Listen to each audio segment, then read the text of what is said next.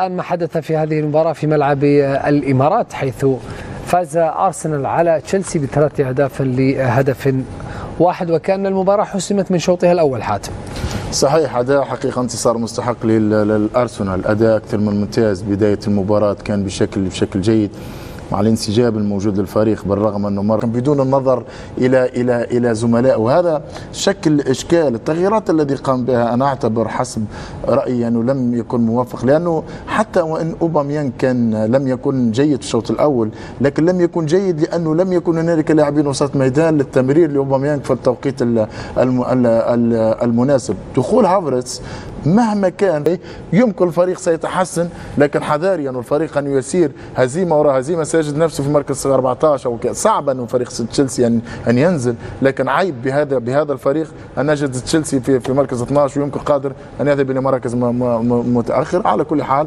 الفريق يسير بسوء، لكن هنيئا لارسنال مع ارتيتا بهذا الاداء وهذا الفريق الجيد جدا. تعرف يا حاتم ومحمد، عدد نقاط ارسنال ضعف عدد نقاط تشيلسي، 78-39.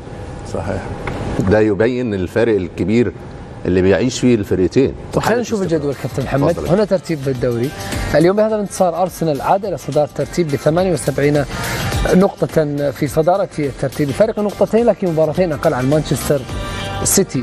إذا أرسنال في صدارة الترتيب، لكن لاحظوا أين تشيلسي. تشيلسي يقع في النصف الثاني في مرتبة 12 ب 39 نقطة، كما ذكر محمد نصف نقاط أرسنال، وعلى بعد 9 نقاط فقط من منطقة الهبوط. الفارق بين نوتنغهام 30 نقطة وتشيلسي ب 39 نقطة هو 9 نقاط فقط. أنا دلوقتي يا محمد زي ما بقول لك، الترتيب يعكس الأداء والتخبط اللي موجود في القرارات واتخاذ القرارات، وخاصة بالمدربين. أنا لو لعيب مثلا دلوقتي يا كابتن محمد في تشيلسي وجايب مدرب مؤقت زي لامبرت، هلعب ليه؟ قول لي انت، هلعب ليه؟ عشان اثبت للمدرب المؤقت اللي هيمشي في اخر الموسم اللي انا ابقى موجود؟ لا، مفيش دافع اصلا لدى اللاعبين الموجودين. انت في اول 45 دقيقه تحس ان الفريق ولا له هويه دفاعيه ولا له هويه هجوميه، مع انه عنده لاعبين على الورق من افضل اللاعبين الموجودين، خاصه في نص الملعب. شفنا التوهان اللي في نص الملعب في اول 45 دقيقه في الشوط الاول كاسماء كلام، مش هذا اي شيء من هذه الاسماء، انما كتوظيف تلاعب كانتي ورا اوباميانج في اول 45 دقيقه، تفضي نص الملعب وتخلي انزو مع كوفازيتش ضد 4 لاعبين موجودين، ثم يخرج انزو ويخرج انزو وتخرج اوباميانج وتنزل اللاعبين الموجودين. ما هو طبعا التخبط ده هيعكس اكيد على المستوى الاداء للفريق ككل. صحيح، والدليل 6 مباريات 6 هزايم. 2 من السوبر بتاعت زينشينكو، 2 لاعبين جيدين بس مش من افضل الاظهره اذا ما اراد ارسنال ان ينافس مع توقعنا تحسن كل منافسين موسم مقبل. بس في مراكز اولى اللي تصرف فيها فلوس، قلبي الدفاع، قلب العمق بتاعك الدفاعي. لو جاب كايسيدو ورايس او واحد منهم وجاب سنتر باك ناحيه اليمين، اعتقد هيبقى فيه عمق دفاعي كويس. بس اصحاب خبره ونجوم، ما تستخسرش، ادفع 80-90 مليون ايه يعني، بس مدافعين ولاعيب وسط مدافع هيقوي لك العمق الدفاعي ده، ويخلق تنافس مع صليبه ويخلق تنافس مع جبريل. لان المشاكل الحقيقيه اللي ظهرت في غياب صليبه، المشاكل الدفاعيه الموجوده، التغطيه بتاع زينشينكو مثلا لما يخش في نص الملعب، السنتر باك اللي ناحيته امتى يغطي ولا امتى يبقى متمركز مع المهاجم او الجناح العكسي.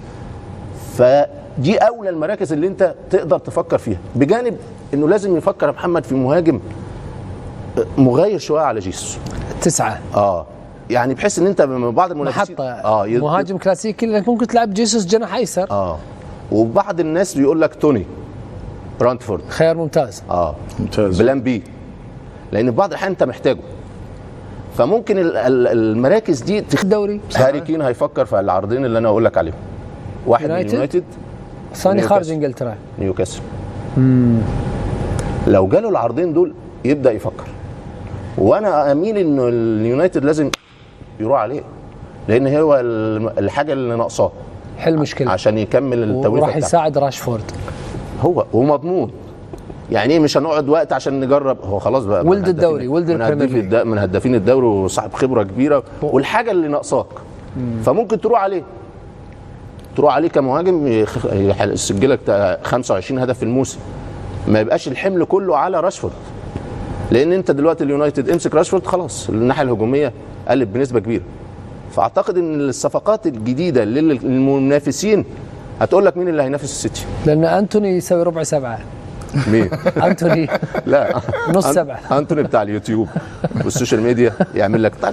لا من الصعب ان نبيع انتوني. في حركه الدوران ويلف بالكره كده شمال ويمين، يا ابني روح على الجول. طيب من هو نجم المباراه؟ اوديغارد. طيب تعالوا نتوقف عند ارقام اوديغارد. حاتم يرى ان اوديغارد هو افضل لاعب في هذه المباراه، محمد اتفق مع أوديغارد. حاتم. اوديغارد ليس فقط نجم هذه المباراه، واحد من افضل نجوم موسم على الاطلاق في كل البريمير ليج، خاصه مع فريق ارسنال.